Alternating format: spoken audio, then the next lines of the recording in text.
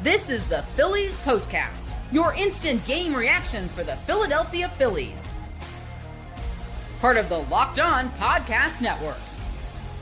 Your team every day. Welcome into Locked On Phillies Postcast. My name is Mark Farzetta. It's great to have you along for the ride. Connor Thomas has you covered each and every day with the Locked On Phillies Podcast on the daily, and I got you covered right here for your Locked On Phillies Postcast. And what a postcast to do following the Phillies absolutely delivering a beatdown on the New York Mets. Just bask in it for a moment. It's glorious. After getting swept by the Mets earlier in the year, and the Mets fans just, oh my goodness, they're just feeling themselves so much in that moment. It feels good to start this series out with an 8-run victory over the Metropolitans. Zack Wheeler started the game 5 scoreless. Certainly did not have his best stuff. 4 hits, 3 walks in the game. Oh my goodness. Off, and for both sides, I will say. The umpiring tonight by Parra was absolutely terrible. Very fluid is the way I'd actually describe it. The strike zone, fluid, unfortunately. But the Phillies didn't let it get them down. Nick Castellanos, a 3-hit night. Brandon Marsh, a 3-hit night.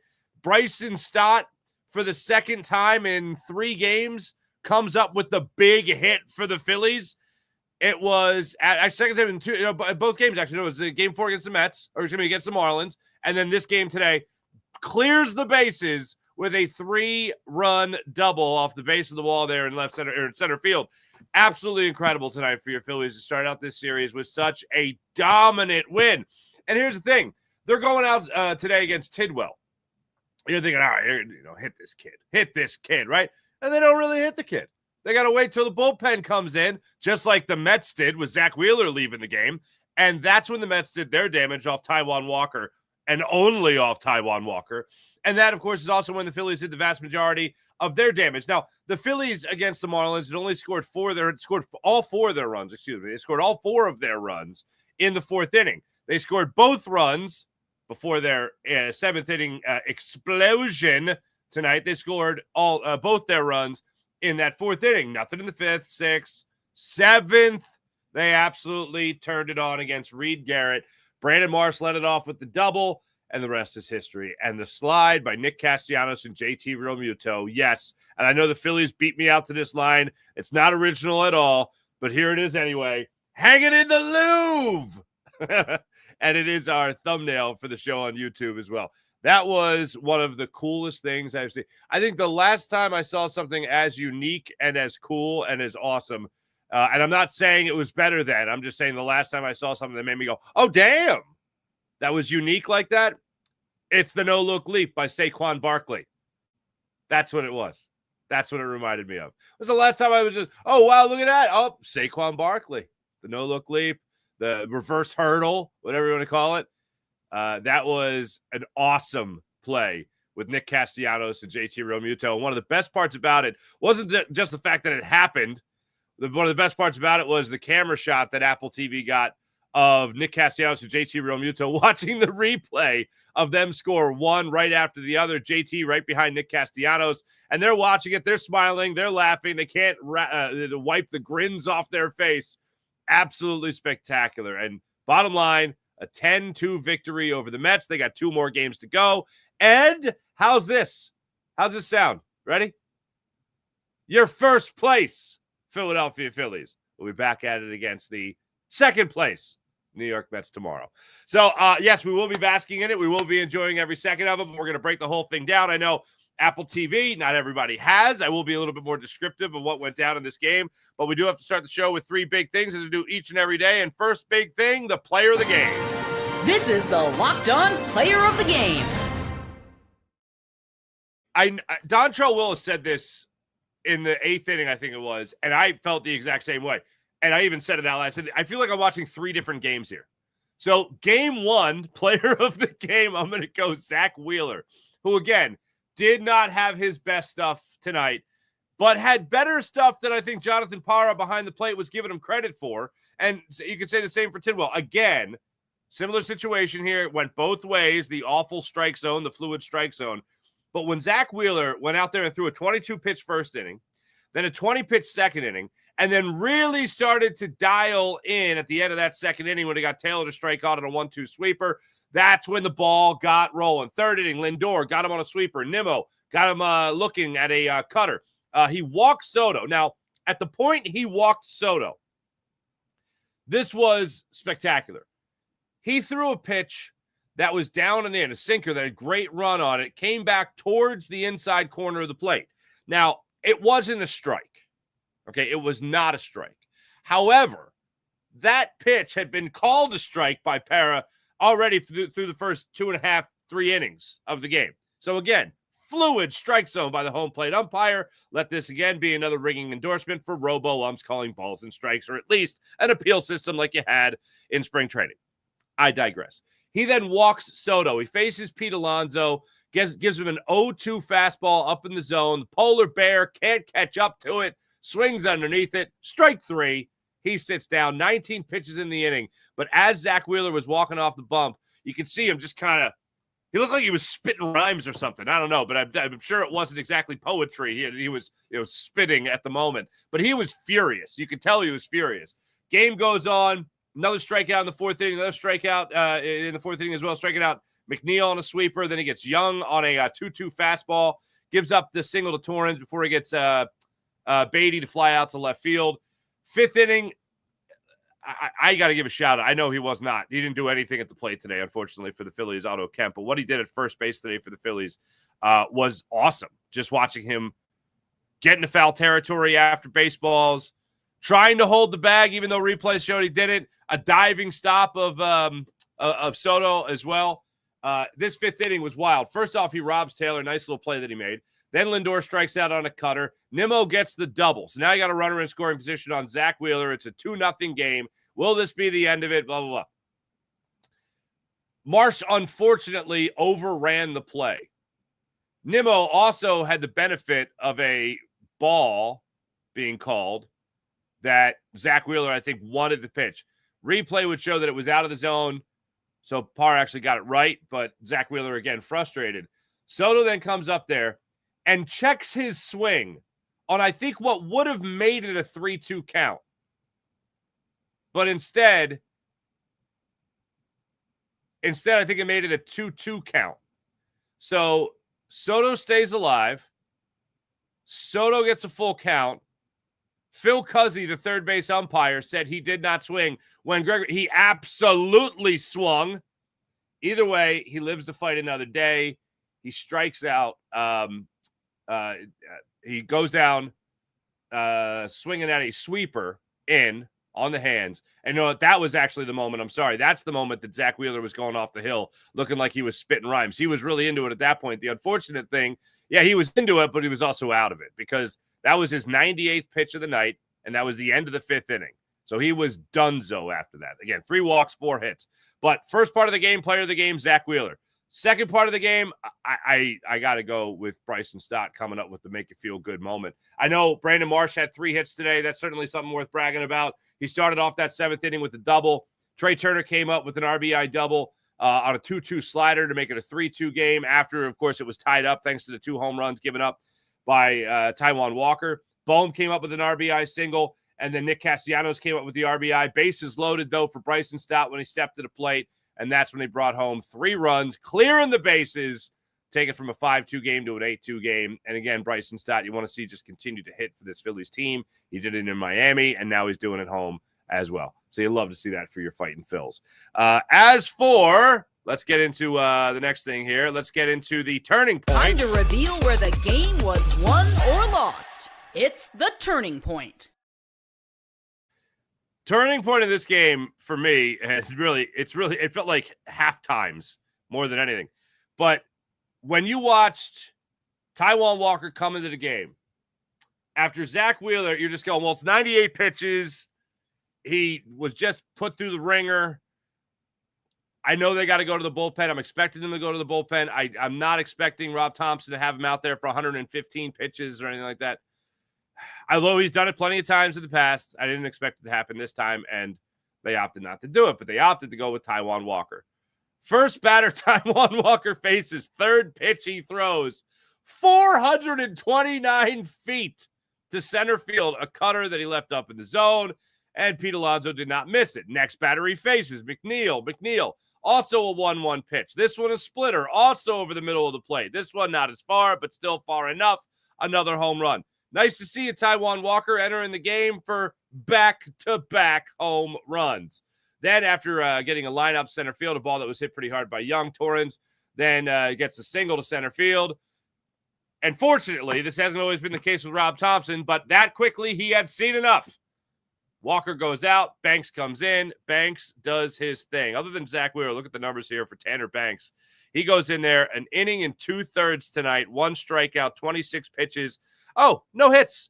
No runs. No earned runs. No balls. 1 strikeout. No home runs. Way to go, Tanner Banks, calming the storm for your fighting Phils. That, to me, was definitely a turning point when Tanner Banks came in and just kind of shut it down. And then the 7th inning, every ounce of it you could look at as the turning point, especially when you look at Brandon Marsh coming up there, getting things going with one of his 3 hits on the night. So you love to see that. As for what you'll be talking about tomorrow, this is what you'll be talking about. How about Mick Abel getting the start tomorrow for your Philadelphia Phillies, taking on the Mets as they look to go up 2 games in the division against Griffin Canning. He'll be taking to the hill for the Mets. He's 6-3 with a 3.80 ERA. Abel 2-0 with a 2.21 ERA on the season. So that's what the Phillies got going on tomorrow, and I think that's what you'll be talking about, as well as that incredible slide home from Nick Castellanos and JT Realmuto. Did we just become best friends? That's also what it reminded me of. Reminded me of Major League. It was like something out of like a Disney movie. It was Angels in the Outfield type stuff. You know what I mean? So love to see that. When we come back, we'll highlight a couple more guys from this lineup today, what they got done for the Phillies tonight. We'll also take your comments, all that and more right here on Locked On Phillies Postcast and the Locked On Phillies YouTube channel. You know, I wouldn't waste your time with just average pistachios, people. I would only tell you about wonderful pistachios. Wonderful pistachios. If you're looking for a snack that's both delicious and nutritious, crack into a good source of protein with Wonderful Pistachios. Wonderful Pistachios is one of the highest protein nuts. Each 1-ounce serving has 6 grams of protein, giving you over 10% of your daily value. Plus, they're packed with fiber and better for you unsaturated fats to help you keep feeling fuller longer. Personally, I love the no-shell variety. Who's got time for all that cracking? You know what I mean? So, do what I do. Enjoy a wonderful pistachio, a handful of Wonderful Pistachios, the shellless variety, or the shells too, if that's what you're into. So make sure you enjoy yourself with this. Get snacking, maybe get cracking with the snack that packs a protein punch. Visit wonderfulpistachios.com to learn more. That's wonderfulpistachios.com. How about FanDuel Game 7? What do you like it for Game 7? Check out FanDuel. It's not just for the NBA. It's also for Major League Baseball. The season is heating up, as we all know. Nothing better than Phillies and Mets. Every game brings clutch hits, standout pitching, and unforgettable moments. We'll get into the action with FanDuel. FanDuel has made it easy to stay in the game before tip-off, before first pitch, before kickoff, before face-off, whatever it might be. With player props, performance trends, and same-game parlays, fans have more ways than ever to play smart and win big. And how about this? If you're new to FanDuel, new customers, it's the perfect time to sign up and head to FanDuel.com. Place your first $5 bet, and if it wins, more like when it wins, you'll get $200 in bonus bets from FanDuel. So once again, if you're new to FanDuel, perfect time to sign up. Head to FanDuel.com and place your first $5 bet. And if it wins, you'll get $200 in bonus bets at FanDuel. Check out FanDuel.com. Make every moment more with FanDuel, official sports betting partner of the NBA. So a couple guys I do want to look at from this lineup tonight. Trey Turner got things going again after back-to-back offers, unfortunately, when the Phillies were getting out of Miami. Kyle Schwarber did come up with a nice base knock for himself today. Also worked a couple of walks. Nick Castellanos, how about this man? 3 for 5 tonight with 3 RBIs, including the icing on the cake. A long home run to the deepest part of the ballpark, center field, to really help put this game away for the Phillies and get you to double digits in scoring in this one. And then you also look at Bryson Stott coming up with a big hit, a couple of walks. They were really praising his approach tonight. JT Realmuto stays hot with another 2 hits, and you see there at the bottom of the screen, Brandon Marsh, 3 for 4. I did not at any point expect Brandon Marsh to be hitting 266, and that's what he's got his average at right now. And even more importantly, a 352 on-base percentage. My man's is not making outs. How about that? The unfortunate part with Otto Kemp, you see his numbers there, 0 for 4. How about this? In the fifth inning, Otto Kemp playing first base. Rob Taylor running deep into foul territory to get that ball. Sixth inning, Rob Taylor again. Seventh inning, he got credit for holding the bag. He didn't, I don't think. But either way, he made it close enough. So you were able to get out of that. Then later in that seventh inning, makes a phenomenal diving stop on Soto's ball hit to his right that he just made a diving play for, robbing of a base knock. So love to see that. Let's get into the chat check and see how wonderful people are doing on this fine, fine evening. What do we got going on here?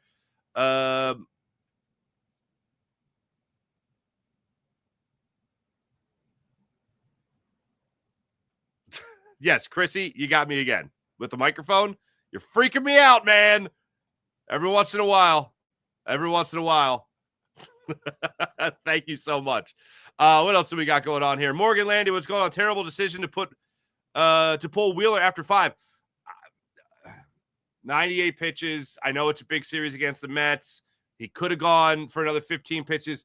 But like looking at his pitch totals, you're talking about 22 in the first, 20 in the second, 19 in the third, 17 in the fourth, 20 in the fifth. There was no quick innings. There were no quick innings, really. His quickest inning was the 17-pitch fourth inning. So, like, everything was laboring. And I don't know if it factored into it. Probably Rob Thompson. I'll keep my eyes peeled, see if I see this after the game. If Rob Thompson, because, I don't know, paternity leave, still wants to work him back. I don't know. It didn't jump out. I didn't hate it. Polar Buck, as soon as I saw Walker on the mound and Alonso at the plate, I freaking knew what was coming. Polar Buck, I understand. Jess Patrick, what's going on? Walker's failure overshadows the unnecessary double allowed by Marsh. That was another rough one because he did overrun that baseball drastically. Morgan Landed, the umpire was garbage today, too inconsistent. I totally agree. Polar Buck, if Apple plays the unchallenged play at first one more time, I hate national broadcasts. We can't beat the mutts, the umps, and the apple. If the score stays the same. No, it didn't. Oh, here we go. JDM. We're back, baby. I assume this was after the seventh inning when the Phillies really started pouring it on. Faxi, if you were as heavily invested in the season as the Phillies are, you would be willing to pay an additional $18 million for another roster spot? Huh?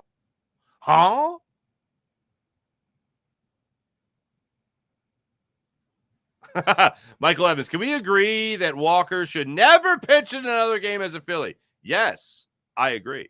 Ken, double slide was fire. Being in first place over the Chumps is a chef's kiss. Yes, it absolutely is. Ken, P.S. When can we get Robo-Umps? Strike zone was abysmal. It was abysmal. Yeah, how about that for Reed Garrett, Faxi? 20 pitches, no outs, 3 hits, a walk, 4 earned runs. He has an ERA at 2.45. That's a shame. Luis Dario, what's going on, buddy? Luis Dario. Castellanos and JT. I think that's what it means. JT crossing home back-to-back will be the highlight of the World Champs video for sure. Let's go. Joel, I was really hoping they break this trend of not being able to score the game after scoring a lot of runs. Yeah, let's hope they do that tomorrow. I'd say that's a nice thing to strive for. Joel Evers, also, I've never seen a double slide like that. Yeah, the only time I've ever seen a double slide like that is the movies. Major League. I remember Major League is the only time I've ever seen it. That's what it reminded me of. Major League Rookie of the Year. Andale. Remember that? Rookie of the Year? Thought I was going to pick him up. What's going on? Couldn't get Wheeler that win thanks to Walker. True.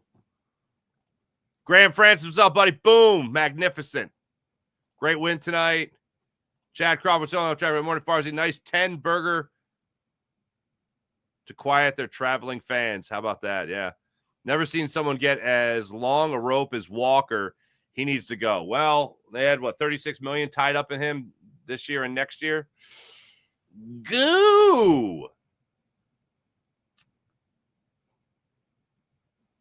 Evelyn, like Dontrell Willis calling a game. Other guy, not so much. I like Dontrell Willis calling a game. He and if I remember correctly, I think him and Jimmy Rollins were boys or are boys. I don't know. I think they're pals. Yeah, how about Kyle Schwarber stealing some bases? That was pretty awesome. By the way, that 7th inning, I said it was going to be a little bit more descriptive. Here's how that 7th inning played out. They brought in Garrett to pitch, right-handed pitcher. He faces Marsh. Marsh cranks a 2-2 fastball into the corner for a double, left field corner. Trey Turner steps up, gets the RBI double to right field, 2-2 slider that he was able to go down and get. Now all of a sudden you break the tie. It's a 3-2 Phillies lead. Schwarber comes up, works a walk. He got first and second. Still nobody out. Alec Boehm, RBI single to right field. Schwarber's able to take third. You score another run on that. By the way, Soto is slow as anything. Slow as anything. Mets fans, good Lord. That's got to be annoying. Phillies on that play went up 4-2. Then they take Garrett out. They bring in Garza, right-handed pitcher against Castellanos. He jumps on a first pitch cutter because, of course, he does. Puts it into center field for an RBI base knock. It's now 5-2. Kepler flies out to right, but Bohm's able to tag to third on the play. JT Realmuto works a walk. Bases loaded. 1 out. Dogs and cats living together. Mass hysteria. Bryson Stott steps up to the plate. Ropes one to center field for a 3-run double. Is able to take third on the throw home. Casty and JT score on the back-to-back slides, and we'll remember it forever. Otto Kemp unfortunately struck out on 3 pitches, and Brandon Marsh batting around the lineup, lined out to center field. That's how that one went down. You did get me, Chrissy. You did get me. You did get me. Walker's 18 this year, and I think 18 again next year. Bullpen, John Messina was like, Walker's a huge liability for the bullpen. Yep. Yeah, Lazar was actually really good tonight. Yeah, he was clean. Will Willis, how great have Marsh and Bohm been since that terrible start? Right? Banks got the dub. How about that? Tommy Shrove, I bring it up all the time. With old Nicky Castellanos. Or excuse me, with Kyle Schwarber. He was the 2023 postseason stolen base champion with 2. He was the postseason stolen base king that year. That's pretty special, right? Was it 2023? 2022. 2022. It was 2022. What is the record for the quickest 2 runs scored? I don't know, but that's a good question. Bilbo Swaggins, again, great name. I think I say it every time. God bless Nikki 2 Buttons. God bless Nikki 2 Buttons, indeed.